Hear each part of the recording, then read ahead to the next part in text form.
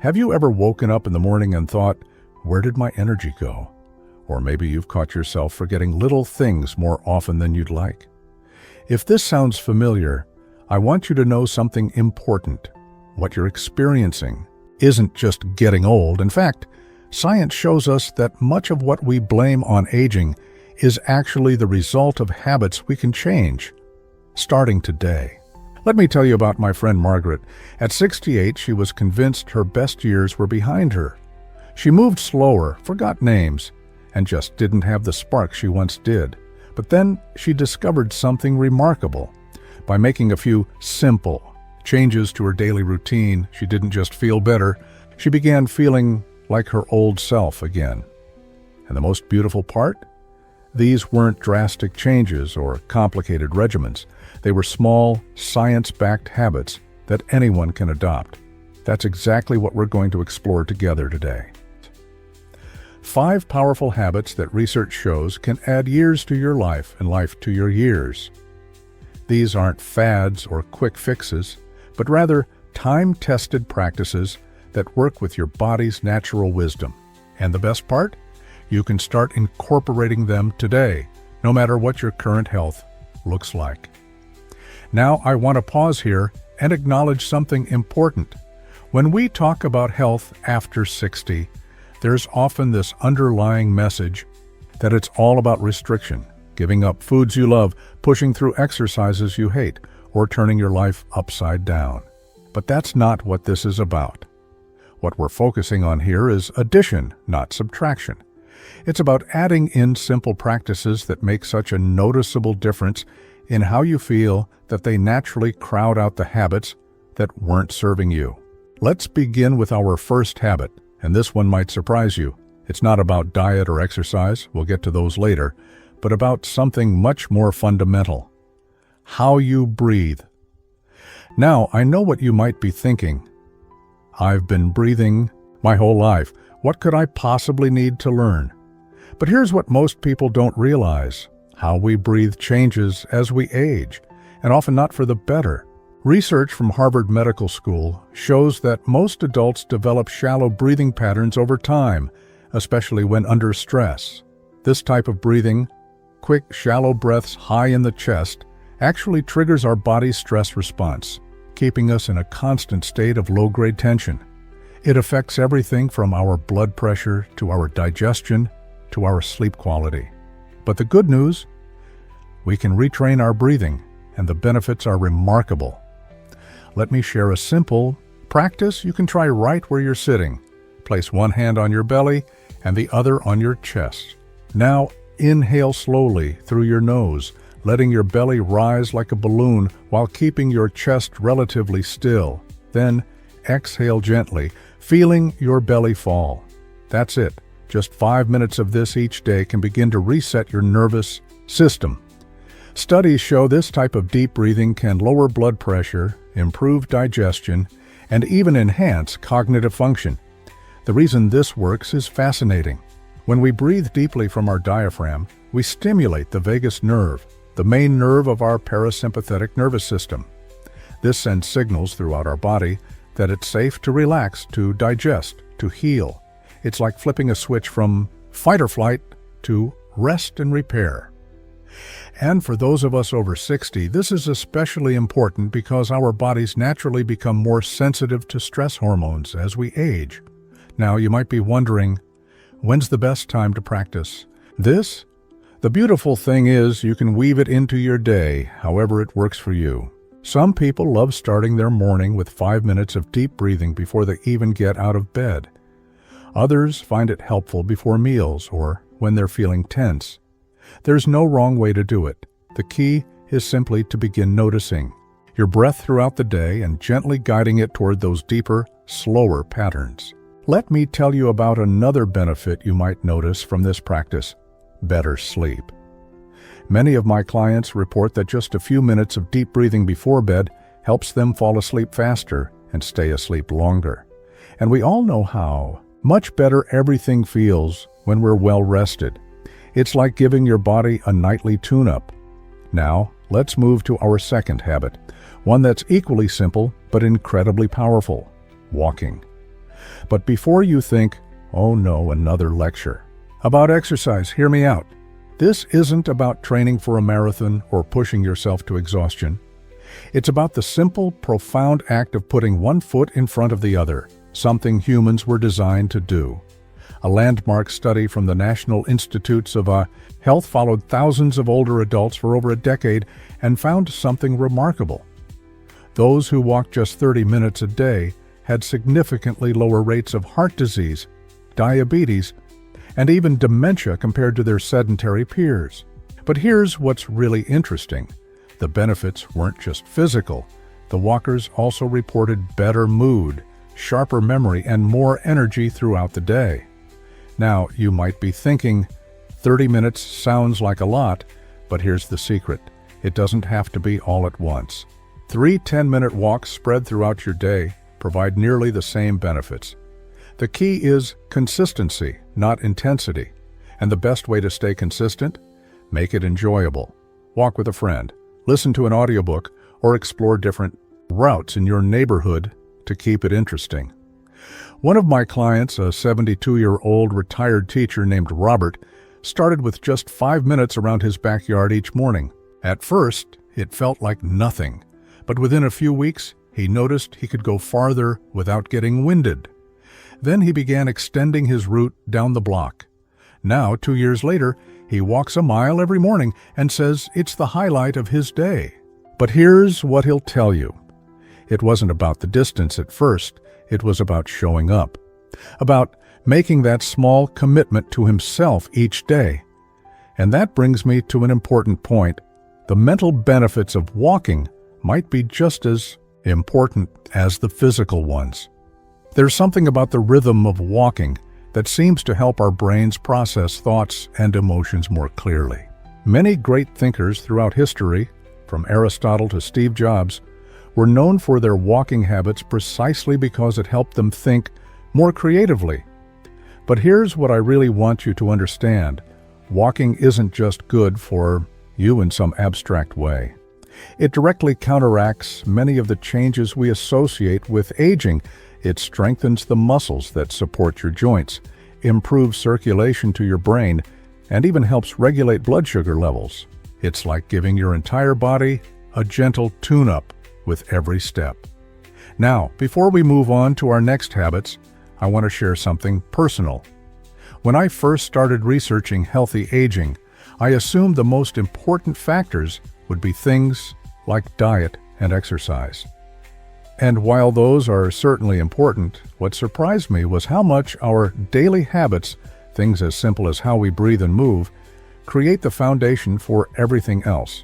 When we start with these basics, the other pieces fall into place much more easily. Which brings us perfectly to our next habit, one that might surprise you with how profoundly it affects your health and longevity. But we'll explore that in just a moment. Now, let's talk about something that might surprise you when it comes to adding years to your life, your social connections. You see, while we often focus on diet and exercise, and those are certainly important, groundbreaking research from Harvard University has revealed that our relationships might be just as crucial for longevity. In fact, their 85-year-long study found that close relationships were the single strongest predictor of who stayed healthy and happy into their later years. Let me tell you about Sarah, one of my clients who came to me at 71, feeling like she was aging too quickly. She was eating well and walking regularly, but something was missing. When we talked more, I learned she'd become increasingly isolated after her husband passed away. We worked on reconnecting with old friends and joining a local gardening club, something she'd loved years ago. Within months, she wasn't just feeling more energetic, her blood pressure improved, and she even needed less medication. That's the power of connection. Here's why this works. When we engage in meaningful social interaction, our bodies actually produce more oxytocin, often called the bonding hormone. This remarkable substance does more than just make us feel good. It reduces inflammation, lowers stress hormones, and even helps regulate our cardiovascular system. For those of us over 60, maintaining strong social ties can be as important as any supplement or medication. But I know what some of you might be thinking. I've never been very social, or most of my friends have passed away. The beautiful thing is that it's never too late to build new connections. Start small. Strike up conversations at your local grocery store or coffee shop. Consider volunteering. It's a wonderful way to meet like-minded people while making a difference. Many communities have senior centers with activities ranging from book clubs to dance classes to technology tutoring. One particularly powerful way to connect is through intergenerational relationships. Research shows that both older and younger people benefit tremendously from these connections. Maybe you could share your wisdom with younger family members, or volunteer to read to children at a local school. These interactions keep our minds sharp and our hearts young in ways that are hard to measure but impossible to ignore. Now let's move to our fourth science-backed habit, and this one involves what's on your plate. But before you worry that I'm going to tell you to give up all your favorite foods, let me reassure you, this isn't about deprivation. It's about adding in some of the most powerful longevity foods that science has identified. At the top of that list, leafy greens. A study published in the journal Neurology found that people who ate just one serving of leafy greens daily had brains that functioned as if they were 11 years younger than those who rarely ate them. That's right. Something as simple as adding spinach to your omelet or making a kale salad could have profound effects on your cognitive health. But why are these greens so powerful?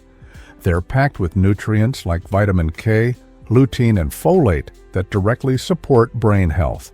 They also contain nitrates that help improve blood flow, not just to your brain, but throughout your entire body. And here's the best part. You don't need to eat enormous amounts to see benefits. Just adding a cup of cooked greens or 2 cups of raw greens to your daily diet can make a measurable difference. Now let me share some simple ways to incorporate more greens into your meals. Try adding spinach or kale to your morning smoothie. The fruit will mask the taste if you're not fond of the flavor. Make a habit of starting lunch or dinner with a small salad. Sauté greens with garlic and olive oil as a delicious side dish, or try something new like Swiss chard or collard greens. Many people find they actually prefer these to the more common varieties. Another longevity superstar? Berries. Blueberries, strawberries, raspberries. They're all packed with antioxidants that help protect our cells from damage. Studies have shown that older adults who eat berries regularly have better memory and cognitive function. They're also great for heart health and may even help with joint pain. Try adding them to your cereal, yogurt, or just enjoy a handful as a sweet snack. Now, I want to address something important. Many of us grew up with the idea that healthy eating means bland, boring food. But nothing could be further from the truth. Some of the most flavorful foods, like garlic, onions, herbs, and spices, are also incredibly good for us.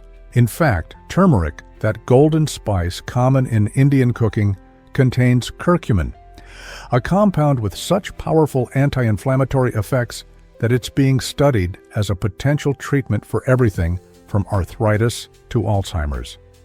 The key here is to focus on adding in these nutrient-dense foods rather than obsessing about what to cut out. When you fill your plate with colorful vegetables, quality proteins, healthy fats, and whole grains, you naturally have less room for the foods that don't serve you as well. And over time, you might find your tastes changing, craving the foods that make you feel your best. This brings us to an essential point about all these habits. They work together synergistically. When you're breathing deeply and walking regularly, you'll likely find you sleep better. When you're sleeping better, you'll have more energy to prepare healthy meals. When you're eating well, you'll have more vitality for social connections. Each habit supports the others, creating a positive upward spiral of health and well-being. Now, there's one final habit we need to discuss, one that ties all the others together and makes them sustainable for the long term. It's not about what you do, but how you approach it all. The secret to making all these habits stick, the breathing, the walking, the nourishing foods, the meaningful connections, isn't discipline or willpower. It's something much simpler and far more powerful, a sense of purpose. You see, research from the Rush Alzheimer's Disease Center found that older adults with a strong sense of purpose were 2.5 times less likely to develop Alzheimer's compared to those who felt aimless. But the benefits don't stop. At Brain Health, having a reason to wake up in the morning is linked to better heart health, stronger immunity, and even longer life expectancy. So what exactly is purpose?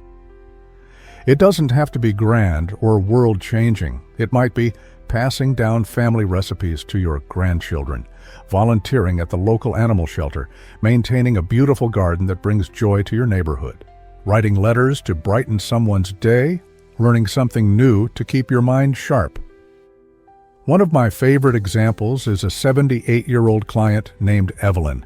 After retiring from teaching, she felt adrift until she started tutoring neighborhood kids in reading. Now she says, "When I see that light bulb moment when a child finally gets it, I feel 20 years younger." That sense of being needed, of contributing, is what gets her out of bed with energy every morning. Here's the beautiful part. Your purpose can evolve with you. Maybe what gave you meaning at 50 looks different at 70, and that's okay. The key is staying curious and open to new ways of making a difference. Now, let's tie all 5 habits together with one simple practice.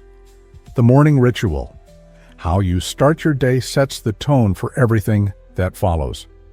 Try this science-backed sequence. Hydrate first. Before coffee, drink a glass of water with lemon. After 6-8 hours without fluids, your body is dehydrated. This simple act kickstarts digestion and metabolism. 3 minutes of deep breathing. Sit by a window and practice the belly breathing we discussed earlier. Pair it with gratitude. Think of 3 things you're thankful for.